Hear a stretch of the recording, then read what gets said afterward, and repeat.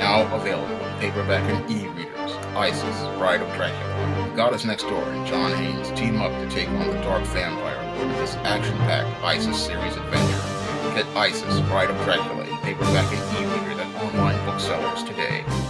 I was watching a Diversity in Comics video on Monday, and he was doing a review of Black Panther and the Crew #4.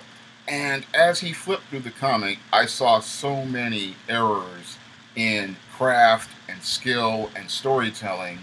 I had to shake my head, because when I looked at that comic and I saw what Ta-Naheshi was doing with that comic, I clearly saw a guy who was, one, out of his depth, and two, a man who had not understood what the craft of comic books are. Now, Marvel went out and recruited Ta-Naheshi because he had a New York Times best-selling book, Between the World and Me. And they thought because he wrote this award-winning piece of nonfiction, his skills could transfer over into comic books.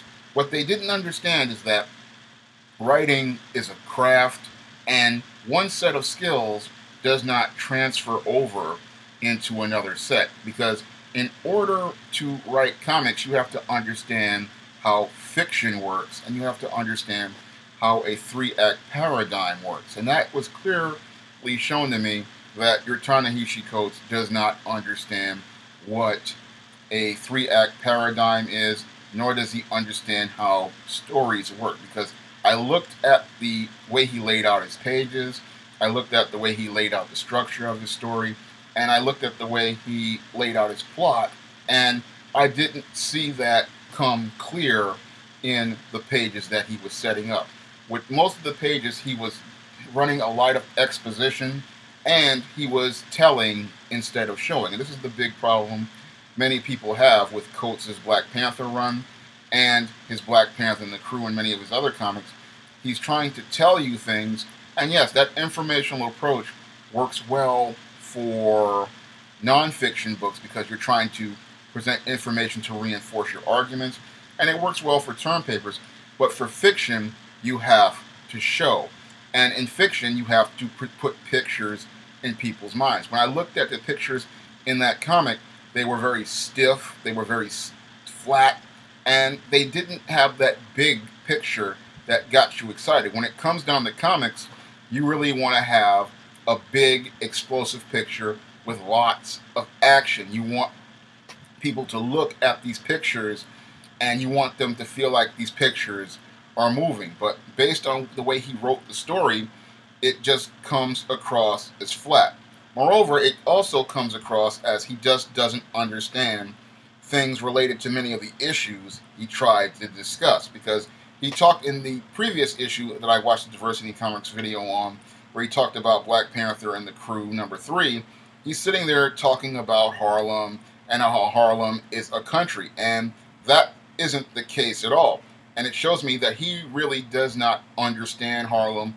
He doesn't know Harlem. As a guy who lived in the South Bronx and took trips to see family members from his father's side of the family in Harlem, I can tell you Harlem is a completely different place than what your Ta-Negro Coates has put in the pages of Black Panther and the Crew.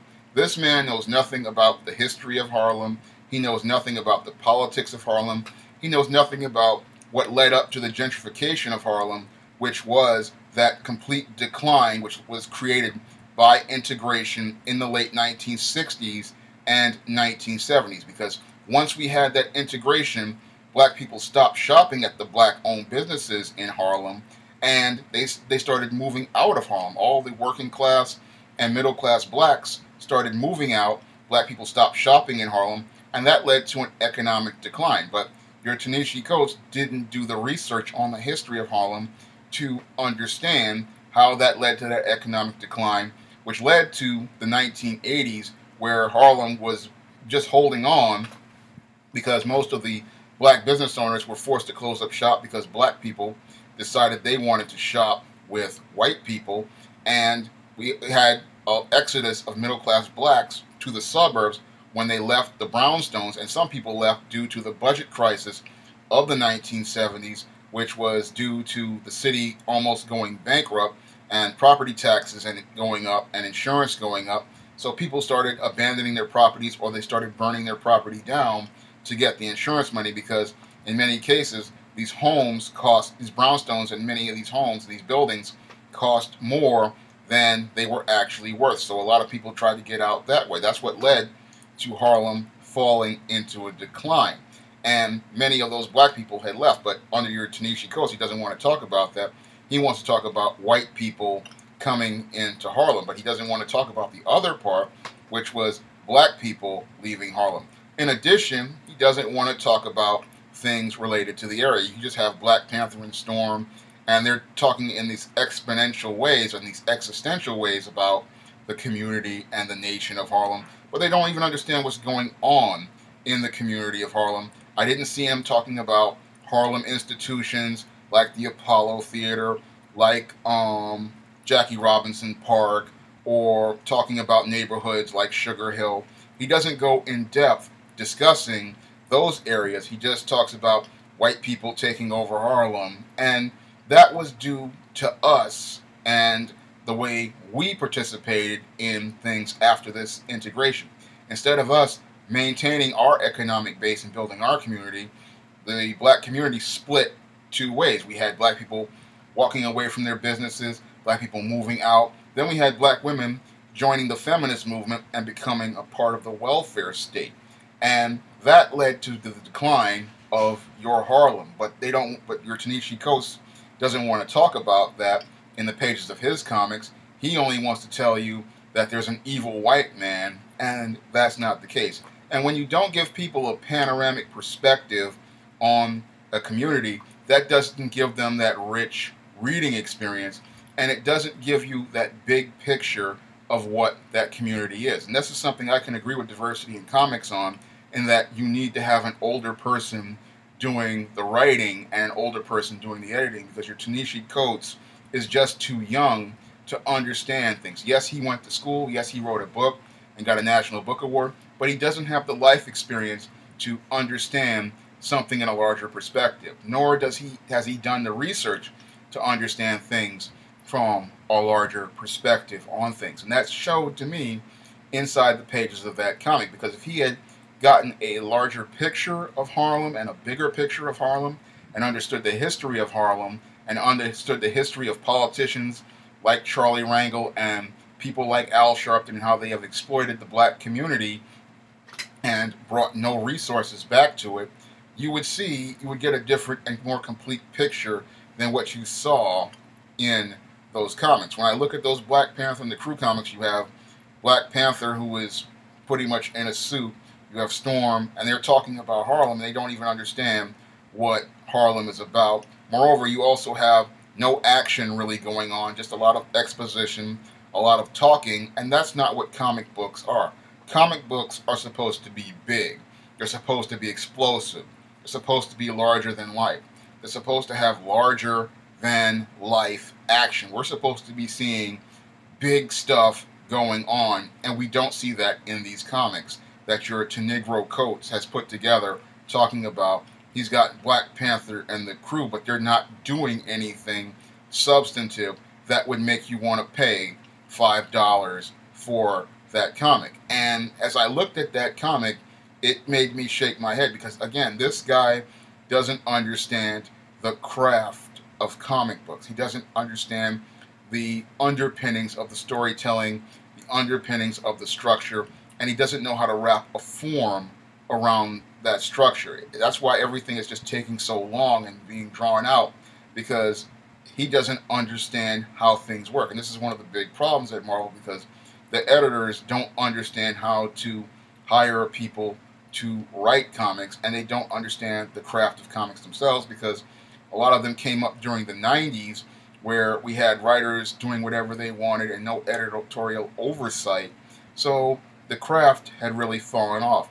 And as I was looking at that Black Panther and the Crew comic and how poorly crafted it was, it made me think about my work on a unpublished ISIS series story I just did about Harlem called ISIS, House of ISIS. And in that story, the goddess next door takes on this pro-black, and in that story I present you with a bigger picture of Harlem, and make Harlem a character in the story. And the reason why I can do that is because I believe I'm a bit older. I'm 43. I've lived in the Bronx and I've visited relatives in Harlem. I've gone to Harlem and I've done things like attending the Harlem Book Fair. I know neighborhoods like Sugar Hill because I used to go there to the Pathmark that was on 145th Street, which became the food town of 145th Street. I used to go to the Pathmark of Harlem.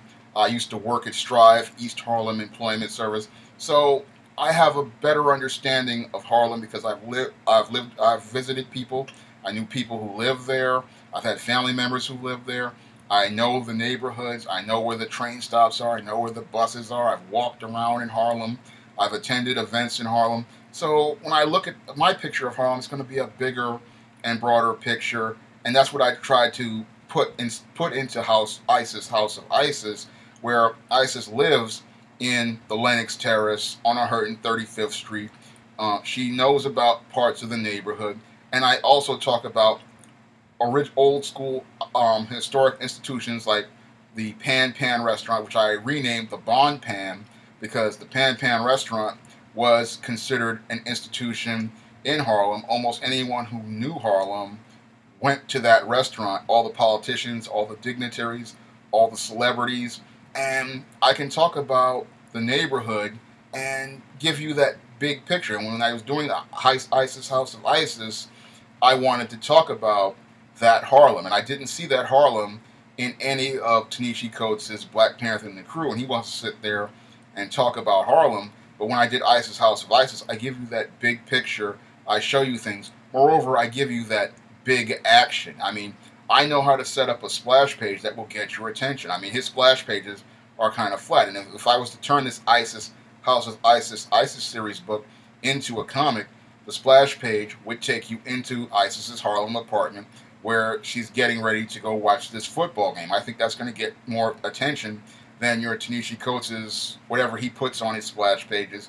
And it's going to open you up into the story and take you into the community. And then as I take you into this pro-black Hotep church, I take you into the Hotep church and show you how this church operates and how this institution works, and bring you into the philosophy of the Hoteps, because I wanted to show what would happen if an Egyptian and Nubian goddess was to walk into one of these Hotep churches, and there's the conflict right there.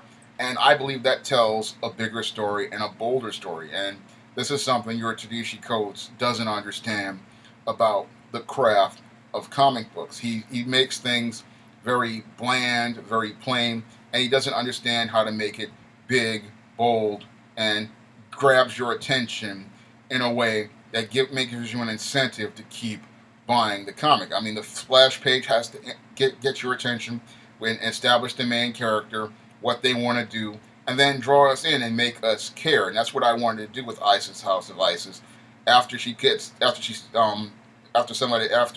Doc Flowers comes in and tells her about the church, she then goes down to the temple, and then we learn about these Hoteps and their philosophies, and that's what draws us in, and that's what draws us into the story, and that's brings us into Harlem. And then as I'm doing that, I'm in between the lines giving you a story of Harlem, telling you a bit more about the gentrification, telling you a bit more about the businesses, telling you something about the pro-blacks, and making my commentary about the black community and the neighborhood of Harlem.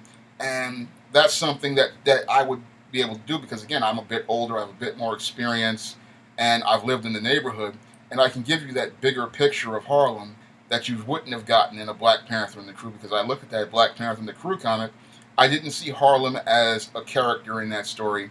I didn't see the heroes as a character in the story. I just saw everything as so abstract that I didn't get a reason to care.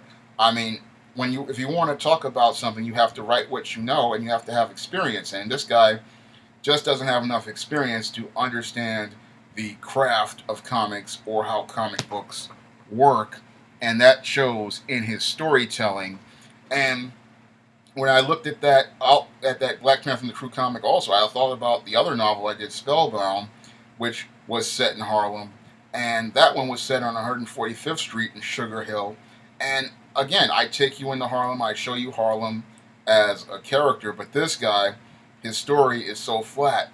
It just shows, and his lack of craft shows. And Marvel really made a mistake when they hired this guy, because when it comes down to his comics, you don't see that craft on the page, you don't see that action on the page, you don't see the characters at the front of the story, you don't see the action going on, and that leads to people panning the books. That's why so many people pan the books, because he doesn't know how to tell a story effectively. If you'd like to try some ISIS series books, you may do so by clicking the link to the Amazon.com in the description box. And if you want to help me get the ISIS House of ISIS published, you can donate to my Patreon by clicking the link to the description box. That's all I have to say for this video. You can comment, rate, and subscribe.